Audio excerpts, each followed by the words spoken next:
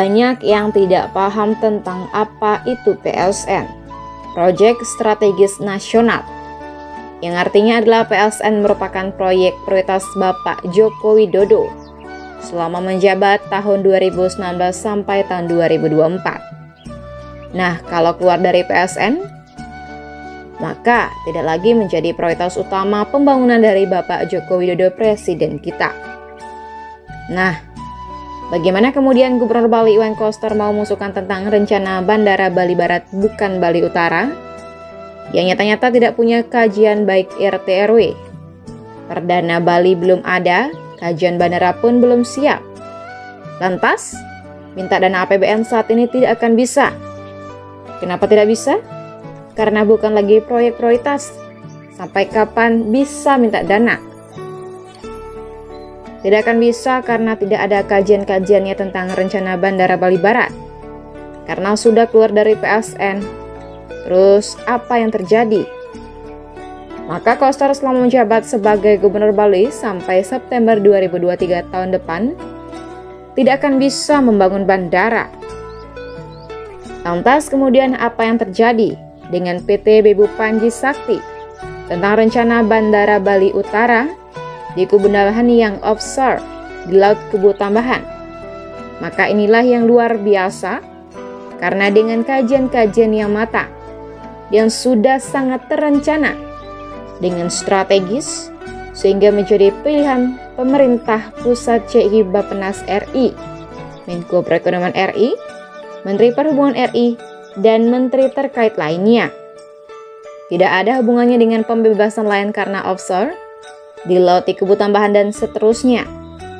Tidak membebani pemerintah karena bukan dana APBN. Tanpa PSN tidak ada masalah apapun.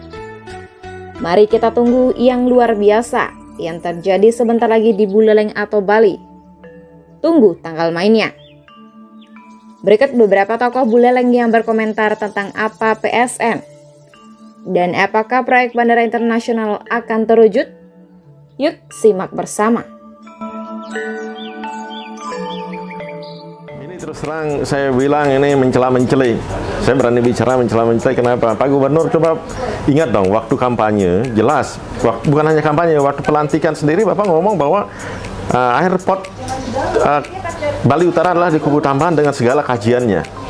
Saya masih ingat. Tapi kenapa mesti ke barat lagi, bikin surat ke barat lagi? Dan ini kan menyebabkan yang di pusat juga bingung ini. Terus apalagi ada perda, perubahan perda. Tadinya perdanya sudah di situ, kemudian dirubah lagi jadi ke barat. RT-RWP Bali. RT-RWP lah Bali. Diatur lagi. Belum 2 tahun loh persoalan RT-RWP Bali ini. Tolong ini segera tentukan. Jadi kita sudah akan penuh airport di Ngurah Rai, sementara kita belum menentukan sikap di mana kita setuju airport itu. Kalau fokus, saya yakin kalau Pak Gubernur sekarang fokus bahwa yang memenuhi syarat untuk airport adalah di Kebu Tambahan. Dan itu segera kita perjuangkan bersama-sama. Saya pun ikut berjuang kalau memang itu sudah menjadi kebulatan kita. Jangan sampai ya bulak-balik ntar lagi di barat, oh karena ada bukit, karena ada terlalu dekat dengan Banyuwangi, terus karena terlalu dekat dengan hutan lindung, terus kemudian akhirnya kita pindah lagi, kita ke timur lagi, kita mulai lagi dan sebagainya. Ayolah kita sama-sama, siapa yang ahlinya, siapa yang ahli. Pertama itu adalah airtunika, artinya teknis, kajian teknis daripada airport itu sendiri. Undang aja, dan saya yakin juga mempunyai ahli-ahli di bidang itu Gubernur kita sekarang ini, dan saya minta untuk segeralah selesaikan persoalan ini, karena ini akan mensengsarakan masyarakat. Akan terjadi perang tarif hotel ke depannya kalau seandainya bottleneck terjadi di Ngurah Rai. Kasihan masyarakat Bali, terutamanya teman-teman di pariwisata, kalau terjadi bottleneck di Ngurah Rai. Orang mau ke Bali penuh, nggak dapat tiket, penuh nggak dapat seat untuk ke Bali. Jadi dikeluarkannya proyek Bandara Bali Utara dari daftar proyek strategis nasional termasuk bentuk kegagalan gubernur dan ketidakseriusan, Pak ya? Ayo kan Ya karena kita tidak pernah serius, kita pulang balik. Mereka juga ragu jadinya, ini ditolak atau tidak dan sebagainya, dipindah-pindahkan. Ya, tinggal sekarang Pak Gubernur konsisten gitu loh untuk menyuarakan itu. Apa alasannya ke Barat? Karena masalah tanah. Kan ada undang-undang pembebasan tanah untuk publik. Pakai aja itu. Selesai persoalan, apalagi di masyarakat udah bilang kami tidak ada persoalan katanya di Kubu Tambahan. Ya, alasannya itu, tapi di Kubu Tambahan bilang kami nggak ada persoalan. Terus kemudian kita punya undang-undang untuk kepentingan publik. Jadi saya lihat terlalu mengada-ada lah itu alasannya. Yang diharapkan masyarakat adalah seimbang antara utara dan selatan, terutama tentang bandara ini bagaimana ke depannya. Harus ada di Buleleng, itu dulu satu. Kedua, dengan isunya yang menggelinding di masyarakat, bahwa ada mengatakan sudah dibawa ke Barat, terus ada dengan segala macam pandangan. Kami yang di DPR ini membahas tentang RT-RT ini, kesepakatan ini hanyalah merupakan kesepakatan substansi dan selanjutnya akan dibahas lagi di lintas sektoral. Terus ada isu mengatakan tercoret, sudah dicoret dari proyek strategis nasional. Yang dicoret dari proyek strategis nasional, apa yang saya baca dan menurut pemahaman saya, kalau dicoret tentunya pasti ada surat keputusan pencoretannya.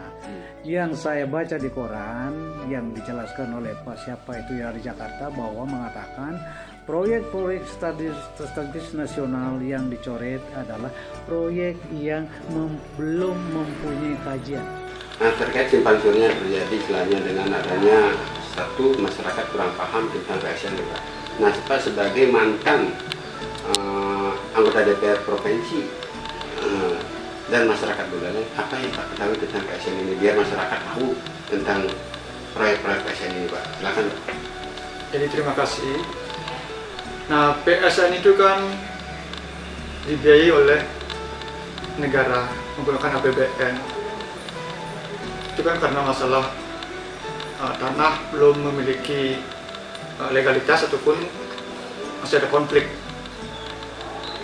Namun apa yang perlu dicatat oleh publik ataupun kabinet dan Pak Presiden, semestinya para kabinet ataupun Pak Presiden patut bersyukur dan berterima kasih kepada PT BIBU, karena PT BIBU bisa mendatangkan investor untuk membangun bandara di Laut Kubu Tambahan. Jadi ini bukan PSN atau proyek strategis nasional, ini satu level lebih tinggi. Ini proyek strategis internasional karena pendananya dari corporate. Dan negara patut bangga karena tidak perlu berhutang, tidak perlu menguras APBN. Indonesia bisa memiliki bandara dengan menyediakan infrastruktur baik lokasi dan infrastruktur hukumnya. Dan yang paling harus dibanggakan ataupun dikejar secara bangga, secepatnya biar penlok dan pembangunan bandara di Laut Kubu Tambahan ini bisa dimulai, karena ini adalah salah satu proyek terkeren di dunia, ya, terkeren dan tercanggih, menggunakan green energy, sangat erat korelasinya mensupport G20 ya. G20 itu adalah bagaimana dunia bergabung di dalam kerangka mencegah global warming, ya, pemanasan global. Perlu pembangunan-pembangunan yang pro environment, ya.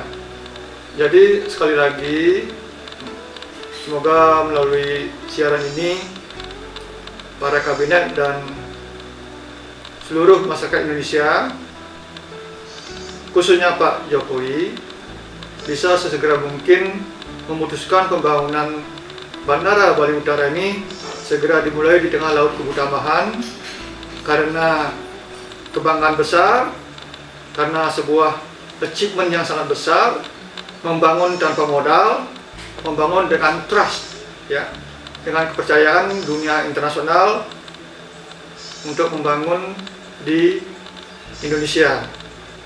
Jadi saya harap sesegera mungkin lah, dan juga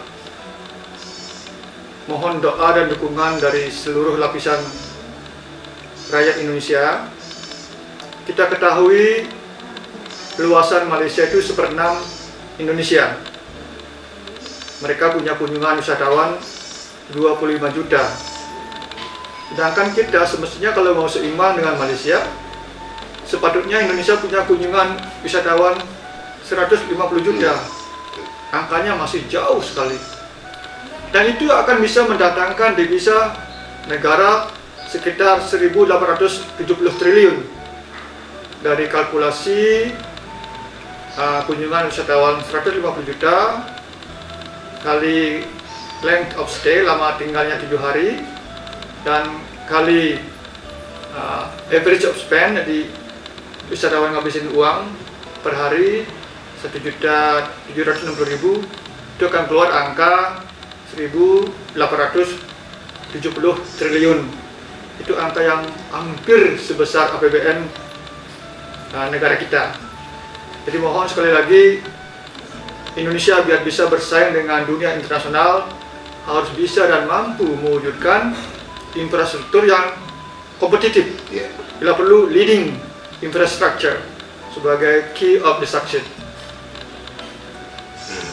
Terkait simpang siurnya Pak, karena masyarakat di sini kan awam Pak, karena dengan adanya 12 tahun ini berguling ini Pak, beda kenyataannya masyarakat hanya tahu Pak pasien itu di itu. Nah Pak, menurut sebagai warga masyarakat dan tahu seperti Pak katakan tadi, apa sih istilahnya saran-saran atau edukasi terhadap masyarakat wilayah Pak?